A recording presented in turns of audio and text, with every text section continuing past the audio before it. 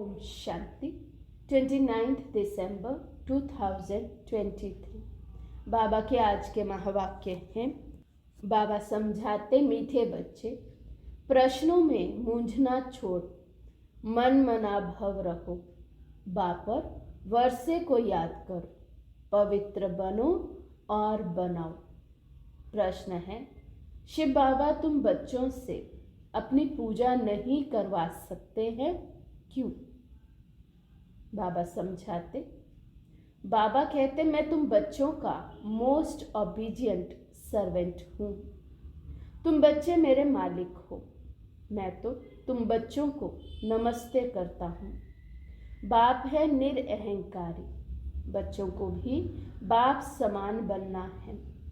मैं तुम बच्चों से अपनी पूजा कैसे कराऊंगा? मेरे पैर भी नहीं हैं जिसको तुम धुलाई करो। तुम्हें तो खुदाई खिदमतगार बन विश्व की सेवा करनी है।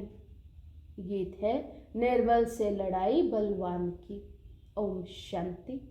निराकार शिव भगवान वाच।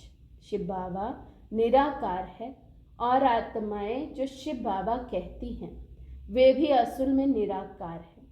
निराकारी दुनिया में रहने वाले हैं। यहाँ पाठ बजाने के लिए साकार बने हैं। अब हम सबको तो पैर है। श्री कृष्ण को भी पाँव है। पैर पूजते हैं ना। शिव बाबा कहते हैं मैं तो हूँ ओबीडिएंट, मेरे पैर है नहीं। जो तुमसे पैर धुलवाऊं वह पूजा कराऊं। सन्यासी पैर धुलवाते हैं, गृहस्थी लोग जाकर उनके पैर धोते हैं। पैर तो मनुष्यों के हैं, शिव बाबा को पैर ही नहीं है। जो तुमको पैर की पूजा करनी पड़े, ये है पूजा की सामग्री। बाप कहते हैं मैं तो ज्ञान का सागर हूँ। मैं अपने बच्चों से कैसे पैर धुलाऊंगा? बाप तो कहते हैं वंदे मातरम। माताओं को फिर क्या कहना है? हाँ, खड़े होकर कहेंगे शिव बाबा नमस्ते। जैसे सलाम वालेकुम कहते हैं ना, सो भी बाप को पहले नमस्ते करना पड़ता है। कहते हैं आई एम मोस्ट ओबीडिएंट, बेहद का सर्वेंट हूँ। निराकार और निरअहंकारी कितना है, पूजा की तो बात ही नहीं। मोस्ट बिलव्ड चिल्ड्रन, जो मिल्कियत के मालिक बनते हैं, उनसे कैसे पूजा कराएंगे? हाँ, छोटे बच्चे बाप के पांव पड़ते हैं क्योंकि बाप बड़ा है, परंतु वास्तव में तो बाप बच्चों का भी सर्वेंट है। जानते हैं कि बच्चों को माया बहुत तंग करती है, बहुत कड़ा पाठ है, बहुत अपार दुख अजुन आने वाले हैं। ये सारी बेहद की बात है। तभी बेहद का बाप आते हैं। बाप कहते हैं दाता मैं एक ही हूँ, अन्य किसी को भी दाता नहीं कह सकते। बाप से सब मांगते हैं। साधु लोग भी मुक्ति मांगते हैं। भारत के गृहस्थी लोग भगवान से जीवन मुक्ति मांगते हैं। तो दाता एक हो गया, गाया भी हुआ है सर्व का सद्गति दाता एक। साधु लोग जब खुद ही साधना करते हैं तो औरों को फिर गति सद्गति कैसे दे सकते हैं? मुक्ति धाम और जीवन मुक्ति धाम दोनों का प्रोप्राइटर एक ही बाप है। वे अपने समय पर आते हैं एक ही बार और सभी जन्म मरण में आते रहते हैं। ये एक ही बार आते हैं जबकि रावण का राज्य खत्म होना है। उसके पहले आ नहीं सकते। ड्रामा में पार्टी नहीं है। तो बाप कहते हैं तुमने मेरे द्वारा मुझे अब पहचाना है। मनुष्य नहीं जानते तो सर्वव्यापी कह देते हैं। अभी तो है रावण राज्य, भारतवासी ही रावण को जलाते रहते हैं, तो सिद्ध है रावण राज्य भारत में है, राम राज्य भी भारत में है। ये बातें राम राज्य स्थापन करने वाला ही समझाते हैं कि कैसे अब रावण राज्य है। ये कौन समझाते हैं? निराकार शिव भगवान वाच। आत्मा को शिव नहीं कहेंगे। आत्माएं हैं सब सालिग्राम। शिव एक को ही कहा जाता है। शालिग्राम तो अनेक होते हैं। ये है रुद्र ज्ञान यज्ञ। वे ब्राह्मण लोग जो यज्ञ रचते हैं उसमें एक बड़ा शिवलिंग और छोटे छोटे शालिग्राम बनाकर पूजा करते हैं। देवियों आदि की पूजा तो वर्ष वर्ष होती है। ये तो रोज मिट्टी के बनाते हैं और पूजा करते हैं। रुद्र का बड़ा मान होता है। शालिग्राम कौन है वे तो जानते नहीं। तुम शिव शक्ति सेना पतितों को पावन बनाती हो। शिव की पूजा तो होती है। शालिग्राम कहा जाए तो बहुत मनुष्य रुद्र यज्ञ रच शालिग्रामों की पूजा करते हैं। शिव बाबा के साथ बच्चों ने भी मेहनत की है। शिव बाबा के मददगार हैं। उन्हों को कहा जाता है खुदाई खिदमतगार। खुद निराकार भी जरूर कोई शरीर में आएंगे ना। स्वर्ग में तो खिदमत की दरकार नहीं। शिव बाबा कहते हैं देखो ये मेरे खिदमतगार बच्चे हैं। नंबरवार तो है ना, सबकी पूजा तो कर ना सके। ये यज्ञ भी भारत में ही होते हैं। ये राज बाप ही समझाते हैं। ये ब्राह्मण लोग व सेठ लोग थोड़े ही जानते हैं। वास्तव में ये है रुद्र ज्ञान यज्ञ। बच्चे पवित्र बन भारत को स्वर्ग बनाते हैं। ये बड़ी हॉस्पिटल है जहाँ योग द्वारा हम एवर हेल्दी बनते हैं। बाप कहते हैं मुझे याद करो। देह अहंकार पहला नंबर विकार है जो योग तोड़ता है। बॉडी कॉन्शियस होते हो, बाप को भूलते हो, तब ही फिर और विकार आ जाते हैं। ये योग निरंतर लगाना बड़ी मेहनत है। मनुष्य श्री कृष्ण को भगवान समझ उनकी पूजा करते हैं, परंतु वे पतित पावन तो है नहीं जो उनके पैर पूजे जाएं। शिव तो है ही बिगड़ पाँव। वे तो आकर माताओं का सर्वेंट बनते हैं और कहते हैं बाप और स्वर्ग को याद करो तो फिर तुम 21 जन्म राज्य करेंगे। 21 पीढ़ी गाई हुई है और धर्मों में नहीं गाई जाती। किसी भी धर्म वाले को 21 जन्म स्वर्ग की बादशाही नहीं मिलती है। ये भी ड्रामा बना हुआ है। देवता धर्म वाले जो और धर्मों में मिक्स हो गए हैं वे फिर निकल आएंगे। स्वर्ग के सुख तो अपरंपार है। नई दुनिया नए मकान में अच्छा सुख होता है। थोड़ा पुराना होने में कुछ ना कुछ दाग हो जाते हैं, फिर रिपेयर किया जाता है। तो जैसे बाप की महिमा अपरंपार है वैसे स्वर्ग की महिमा भी अपरंपार है, जिसका मालिक बनने का तुम पुरुषार्थ कर रहे हो और कोई स्वर्ग का मालिक बना ना सके।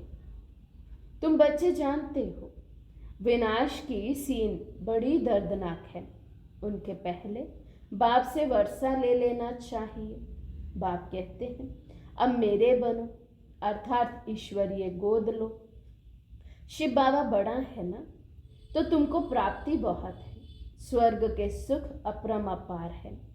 नाम सुनते ही मुख पानी होता है। कहते भी हैं फलाना स्वर्ग पधारा। स्वर्ग प्यारा लगता है ना, ये तो है ही नर्क। जब तक सतयुग ना हो तब तक स्वर्ग में कोई जा ना सके। बाप समझाते हैं ये जगत अम्बा जाकर फिर स्वर्ग की महारानी लक्ष्मी बनती है। फिर बच्चे भी नंबरवार बनते हैं। मम्मा बाबा जास्ती पुरुषार्थ करते हैं। राज्य तो वहाँ बच्चे भी करेंगे ना, सिर्फ लक्ष्मी नारायण तो नहीं करेंगे। तो बाप आकर मनुष्य से देवता बनाते हैं, पढ़ाते हैं।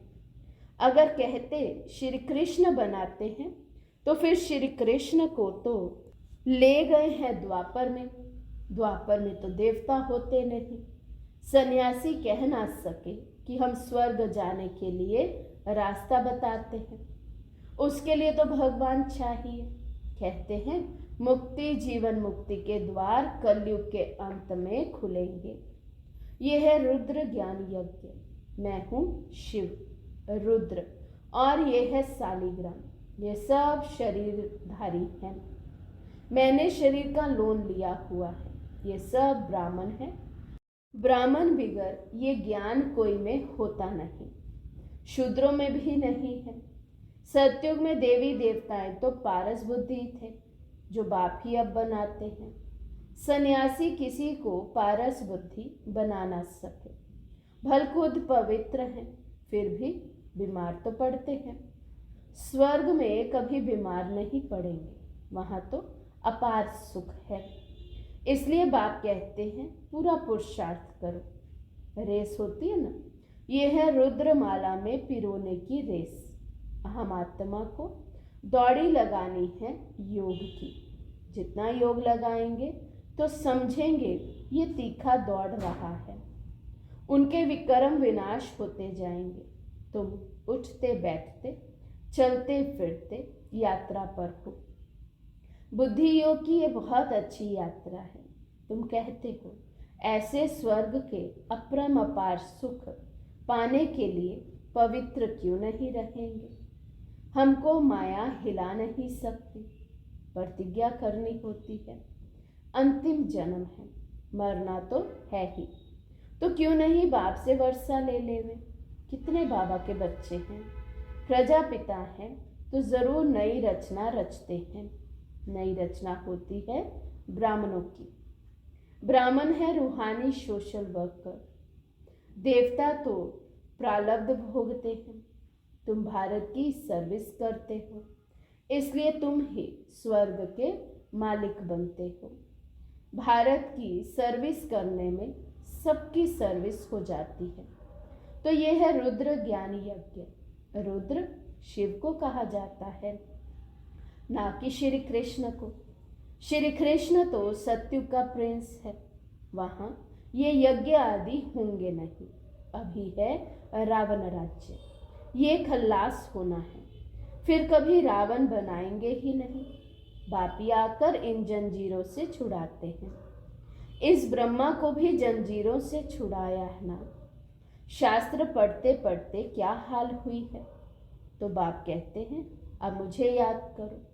बाप को याद करने की हिम्मत नहीं है। पवित्र रहते नहीं, फालतू प्रश्न पूछते रहते हैं। तो बाप कहते हैं मन मना भव। अगर किसी बात में मूंझते हो तो उसको छोड़ दो, मन मना भव। ऐसे नहीं कि प्रश्न का रिस्पांस नहीं मिला तो पढ़ना ही छोड़ दो। कहते हैं भगवान है तो रिस्पांस क्यों नहीं देते। बाप कहते हैं तुम्हारा काम है बाप और वर्षे से चक्र को भी याद करना पड़े। वे भी त्रिमूर्ति और चक्र दिखाते हैं, लिखते हैं सत्यमेव जयते, परंतु अर्थ नहीं समझते। तुम समझा सकते हो। शिव बाबा को याद किया तो सूक्ष्म वतनवासी ब्रह्मा विष्णु शंकर भी याद आएंगे, और स्वदर्शन चक्र को याद करने से विजयंती हो जाएंगे। जयते माना माया पर जीत पहनेंगे। कितनी समझ की बात है। यहाँ कायदा है, हंसों की सभा में बगुले बैठ ना सके। बीके जो स्वर्ग की परी बनाती है उन पर बड़ी रिस्पॉन्सिबिलिटी है। पहले जब कोई आते हैं तो उनसे हमेशा ये पूछो आत्मा के बाप को जानते हो। प्रश्न जो पूछते हैं तो जरूर जानते होंगे। सन्यासी आदि ऐसे कभी नहीं पूछेंगे, वे तो जानते ही नहीं। तुम तो प्रश्न पूछेंगे बेहद के बाप को जानते हो। पहले तो सगाई करो, ब्राह्मणों का धंधा ही ये है। बाप कहते हैं हे आत्माएं तुम मेरे साथ योग लगाओ, क्योंकि मेरे पास आना है। सतयुगी देवी देवताएं बहुत काल से अलग रहे हैं, तो पहले पहले ज्ञान भी उनको ही मिलेगा। लक्ष्मी नारायण ने 84 जन्म पूरे किए हैं, तो उनको ही पहले ज्ञान मिलना चाहिए। मनुष्य सृष्टि का जो झाड़ है उसका पिता है ब्रह्मा, और आत्मा का पिता है शिव।